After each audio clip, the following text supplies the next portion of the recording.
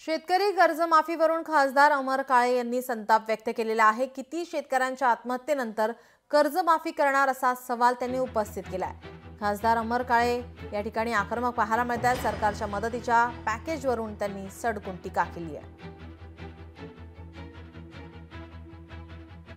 एखादं शासन किती असंवेदनशील होऊ शकते हे पॅकेज पाहून पाहायला भेटतं आणि ज्या पद्धतीने अतिशय थोडकी मदत ही शेतकऱ्यांना शासनाने डिक्लेअर केलेली आहे। मी या पॅकेजचा सर्वप्रथम निषेध करतो।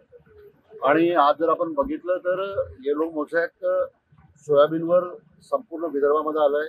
वर्धा जिल्ह्यामध्ये सुद्धा येलो मोझॅक सर्व सोयाबीनवर आलेलं आहे आणि अशा परिस्थितीमध्ये काहीही सोयाबीनचं उत्पन्न नाही, कपाशीचं उत्पन्न नाही होत आहे अशी परिस्थिती आहे। आणि अति जास्त पावसामुळे जमिनी खरडून गेलेल्या आहे आणि अशा परिस्थितीमध्ये शेतकरी अतिशय आर्थिक संकटामध्ये सध्या सापडला आहे। अशा परिस्थितीमध्ये एक चांगलं पॅकेज सरकारकडून येईल अशी अपेक्षा होती, परंतु शासनाच्या संवेदन शून्य अशा एकंदर कारभारामुळे अतिशय थर्ड क्लास पॅकेज हे सरकारकडून घोषित करण्यात आलं आहे। सरकार आम्हाला सांगते की आम्ही शक्तीपीठ करून राहिलो, आम्ही आता सरकार शक्तीपीठ करण्याची घोषणा करून राहिली।